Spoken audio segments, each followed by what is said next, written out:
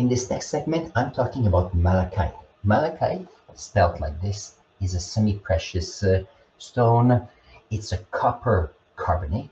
And as you can see here on the screen, this is a sample of malachite that from the Royal Ontario Museum here in Toronto.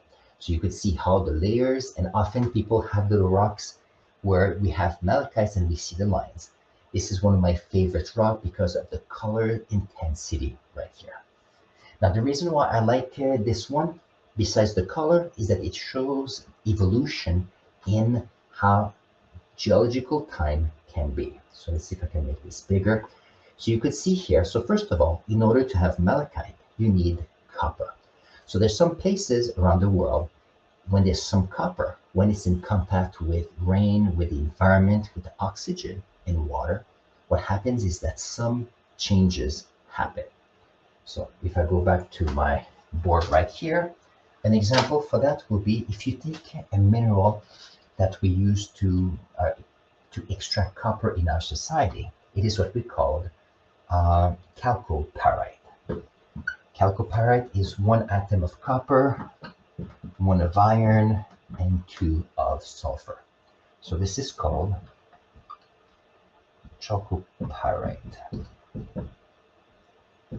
like this. Now, the idea here that we have copper, this is what we use to extract copper for our wires and the metal industry. When it is in contact with oxygen and in contact with water, what happens is that this breaks down in something smaller, and you end up with copper ions, you have iron ions, and you have different molecules and polyatomic ions with sulfur and oxygen. And on top of that, you have a few hydrogen ions. What's happening here, you end up with water, oxygen, acidic environment. So the chemistry is changing and water movement happens. So if you look here at this drawing here, so we have a place where we had a fluid going in, and this grows a bit like when you have stalactite and stalagmite, where over the years, over the decades, centuries, millions of years, we have deposits of few molecules at the same time of copper. And because it's copper carbonate, the carbon comes from the carbon dioxide in the environment, and you end up with these beautiful lines like this. Now, in the past, some people were trying to extracted copper from copper carbonate, but you need a lot of energy and the chemistry is a bit trickier. It's so much easier when you are looking at an ore body that has copper and sulfur. It's easier chemically and energetically to deal with. However, people would make more money by taking the malachite and just break it down in pieces for collectors and other people that love this color. So this is an example of when I was at the ROM.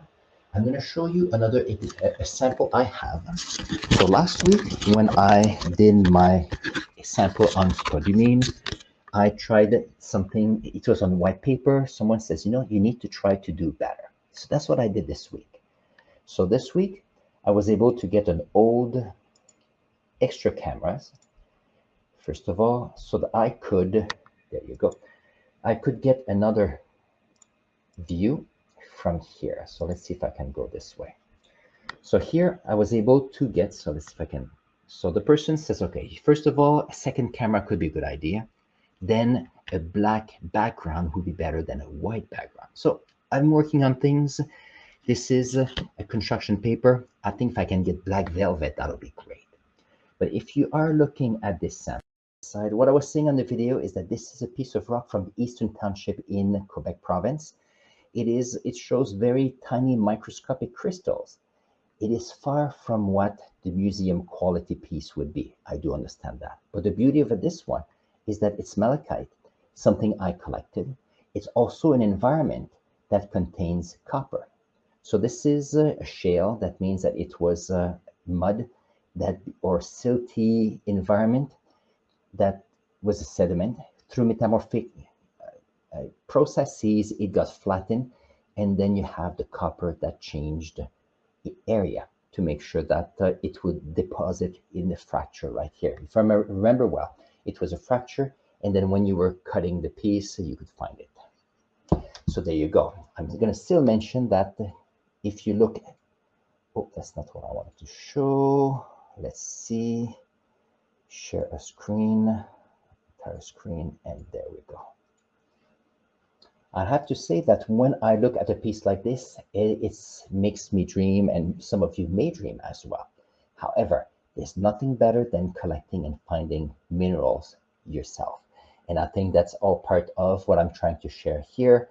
If it happens that some of you are collecting minerals and you have videos, please put the link in the comments. I'd be more than happy to see it. Otherwise, as I go into my collection, I am going to be showing you minerals here and there. The black velvet, I think, is still a good idea, and we'll go from there. So let's see. We have, so thank you, Pashkala, for helping me better understanding how it goes. And I'm going to do some timing on how it works, because I don't quite understand why the sound would go. But you know what? It's all part of the fun. Very nice. Time scales must have been taken. So it is, let's see. That's really cool. The time scales it must have taken for this. Very true.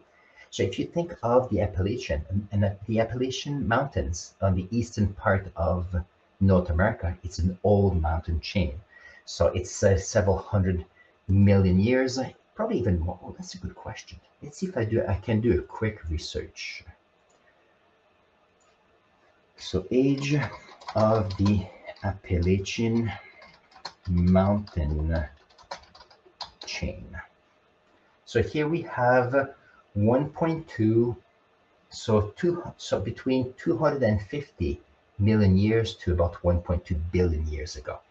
So it's quite interesting. So I can show you where it is. So let's see if we can see this. So here's a map.